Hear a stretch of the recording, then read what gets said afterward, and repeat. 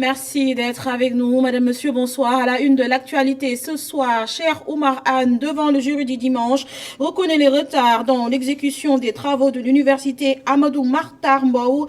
Le membre de l'APR approuve également les conclusions sur le fichier électoral. Et comment réagir et apporter les premiers secours en cas d'accident? Le Vélo Club Dakar sensibilise les Sénégalais. Bienvenue à tous.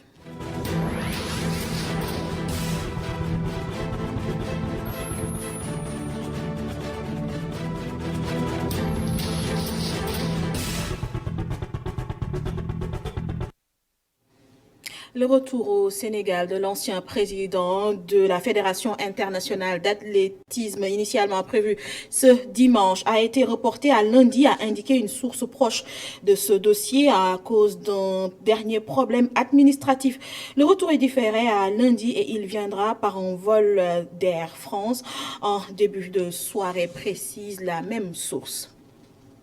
Saisie record de médicaments à Keur Aïb.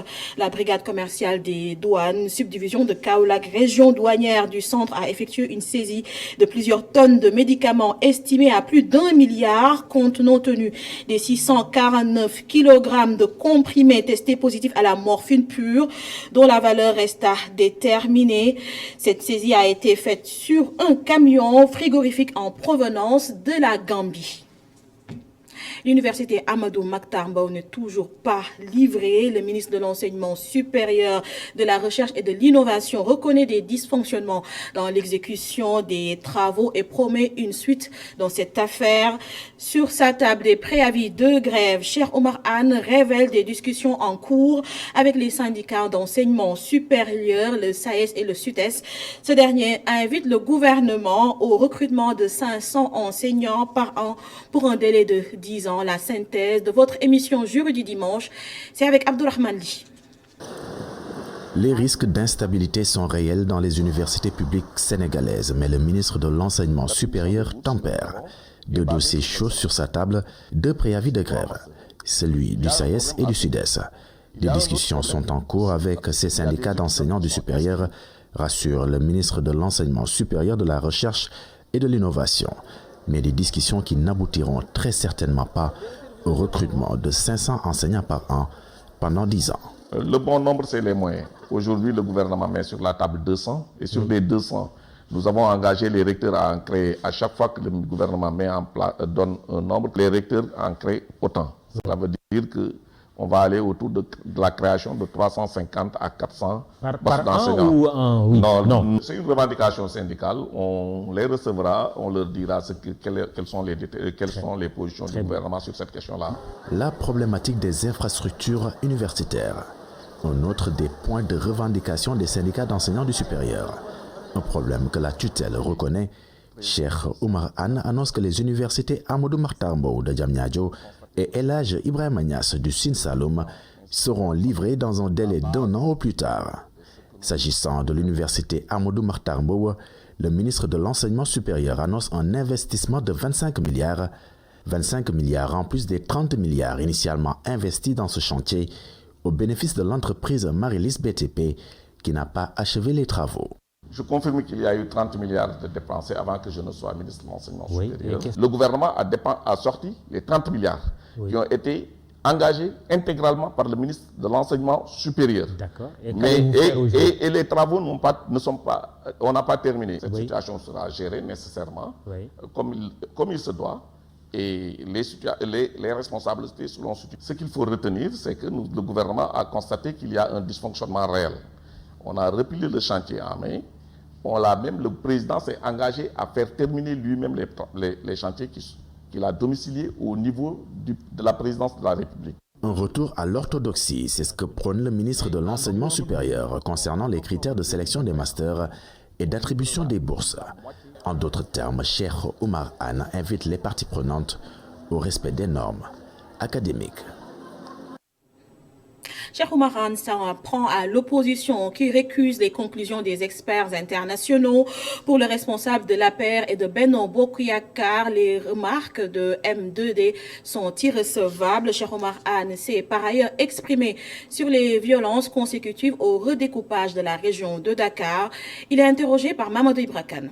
Ce n'est pas le découpage qui détermine la majorité dans ce pays-là. Qu'il habite Sandaga, qu'il habite à Ndioum ou dans le Matam, l'électeur a le même poids. Le redécoupage, c'est dans une session rapprochée des populations. On gère en se rapprochant des populations. Maintenant, on ne peut pas reprocher à un gouvernement de prendre des décisions. Toute nouvelle décision peut conduire à des tensions. Maintenant, on jugera le gouvernement dans sa capacité à écouter les uns et les autres et à prendre les décisions qu'il faut. Les remarques de l'opposition en termes de fiabilité du fichier ne sont pas recevables. Toute revendication qui va dans le sens de remettre en cause la fiabilité du système, les auditeurs l'ont dit, qu'ils se sont choisis, qu'ils ont décidé de le faire, ont montré que le fichier est fiable. Et la fiabilité inclut donc que le fichier est exclusivement géré par les personnes compétentes. Dans la même veine, Benno Bokk Yakaar approuve les conclusions de l'audit du fichier électoral. Les partisans de Macky Sall invitent l'opposition à plus de responsabilités.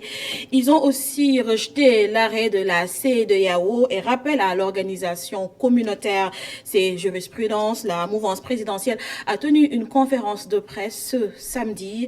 Les détails avec Pam Meïdiao. Benno Bokk Yakaar valide les conclusions de l'audit du fichier électoral. Contrairement à ce que dit l'opposition, le fichier est fiable selon le représentant de la coalition au sein du dialogue. L'inscription avec l'extrait de naissance et le certificat de résidence est conforme à la loi, à l'article L40 du Code électoral. Et seulement 10,9% sont inscrits avec ces documents. 86,4% sont inscrits avec la carte nationale d'identité. On rappelle que c'est dans l'autorisation d'utiliser l'extrait de naissance et le certificat de résidence est issue d'une rencontre, d'une audience avec le président de la République où l'opposition avait formulé cette demande de pouvoir autoriser les inscriptions. Étant donné que c'est un décret qui détermine les pièces à fournir pour pouvoir s'inscrire, c'est à ce niveau que pour les premières inscriptions, que des électeurs aient pu s'inscrire avec l'extrait de naissance et le certificat de résidence.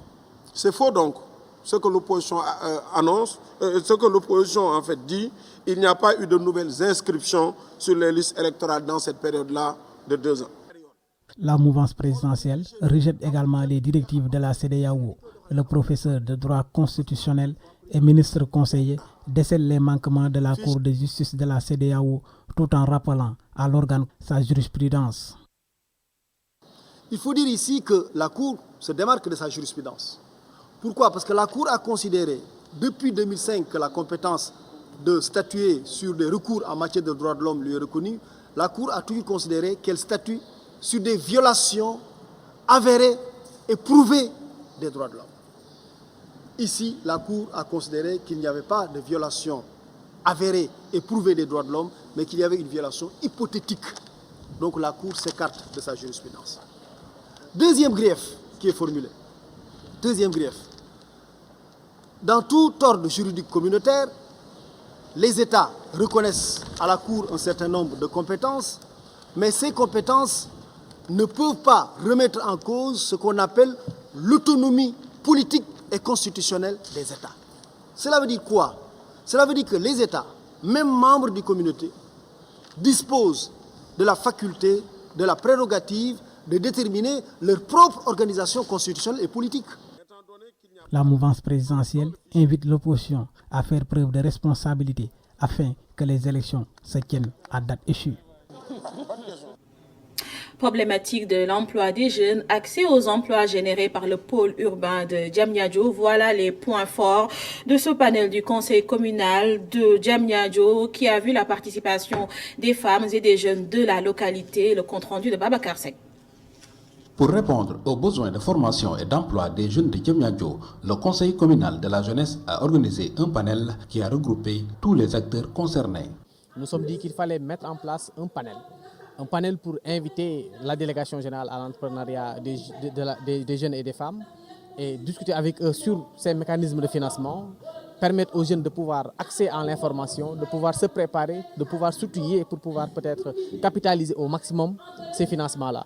Donc le président a pris des mesures, il fallait nécessairement que les jeunes soient au rendez-vous. Les conclusions issues de ce panel seront prises en compte dans la politique de jeunesse de la commune. La commune de Diamniadio s'est toujours inscrite dans cette dynamique de former sa jeunesse, mais aussi de leur trouver, en tout cas, de l'emploi. On a beaucoup fait, en tout cas dans le cadre de la formation de nos jeunes, depuis plusieurs années. Chaque année, on investit pratiquement, rien que pour la formation, au niveau des écoles de formation, près de 20 millions. Les opportunités en matière d'emploi qu'offre le pôle urbain ne profitent pas à la jeunesse de Diamniadio. Diamniadio est aujourd'hui un hub économique. Diamniadio est aujourd'hui placé dans une situation géographique favorable. Et Diamniadio est un grenier d'emploi. Et malheureusement, les jeunes de Diamniadio n'arrivent pas à capter ces emplois-là. Je peux citer le pôle urbain de Diamniadio avec tout ce que le pôle génère comme emploi. Je peux citer les domaines industriels qui sont dans Diamniadio, les entreprises éparpillées un peu partout dans Diamniadio. Mais le problème principal aujourd'hui, c'est que nous ne captons pas. Il y a toujours des jeunes qui ne font rien. Il y a toujours des jeunes qui ont une bonne formation mais qui n'ont pas un emploi. Le conseil communal de la jeunesse de Diamniadio s'est engagé à assurer le suivi du processus de formation et d'emploi des jeunes.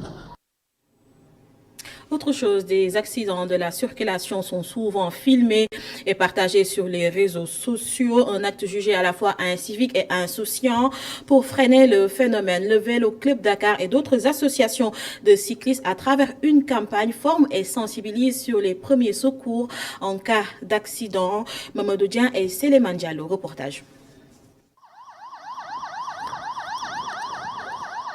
Le scénario de la simulation commence par un cyclomoteur qui heurte un piéton accroché à son téléphone. Les témoins accourent vers les victimes. Certains se précipitent à filmer avec le téléphone portable, d'autres les repoussent avant d'appeler les secouristes. Les sapeurs-pompiers alertés pour accident de la circulation, piétons renversés par un cyclomoteur, bilan 2 blessés, se présentent sur les lieux, d'abord en une moto.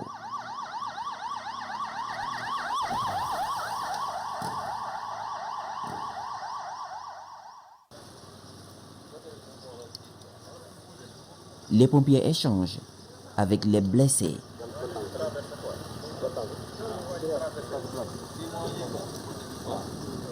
Ils s'enquièrent ainsi de l'état des blessés, prodiguent les premiers soins avant l'arrivée de l'ambulance.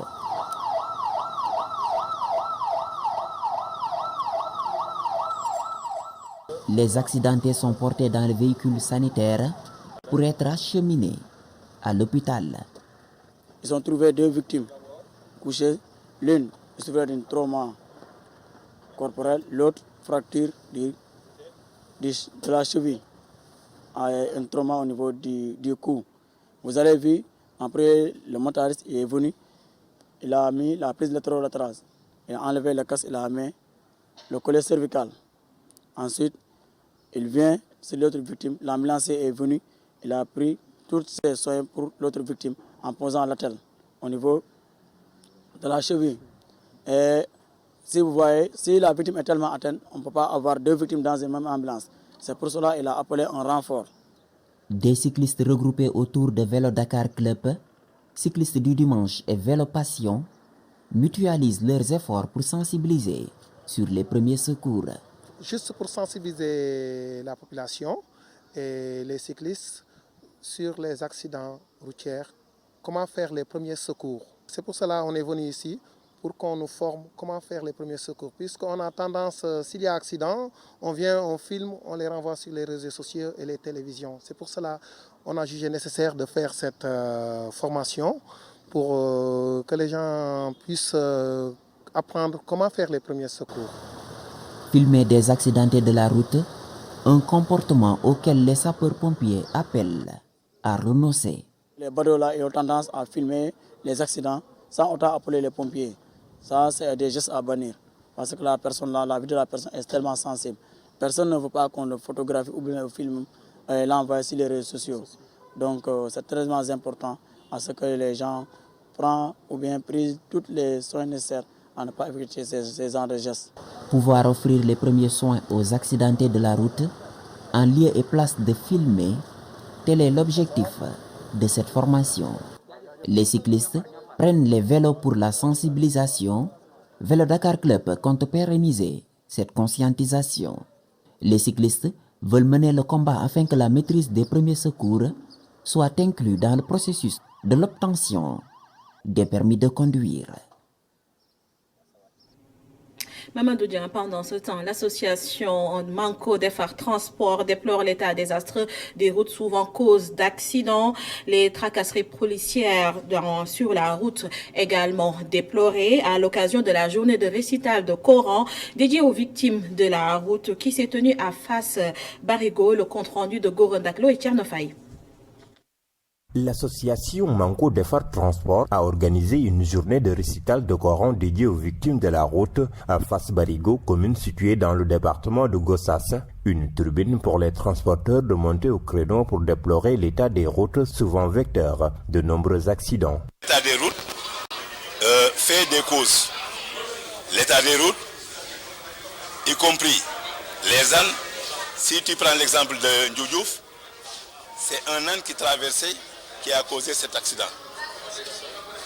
Hier à Sibassor, c'est des Wargaïndé, un transport illégalement installé ici au Sénégal et qui est en train d'être encouragé par nos autorités. Parce que le véhicule qui a fait cet accident à Sibassor est un Dakar, un Wargaïndé, un véhicule qui faisait illégalement le transport. Et je pense que il faut arrêter vraiment avec ces Wargaïndé. Autre problème soulevé par les transporteurs reste les tracasseries policières. Quand on parle d'accident, il y a forcément une cause et j'interpelle directement les autorités routières car il y a des charrettes qui circulent la nuit sans lumière. Parfois, les accidents sont aussi causés par les animaux qui divaguent un peu partout. Et pourtant, aucune solution n'a été trouvée pour résoudre ce problème. Et ce qui inquiète le plus reste les tracasseries policières, car entre Dakar et Kidira, il y a au moins 20 postes de checkpoint, ce qui perturbe parfois les chauffeurs.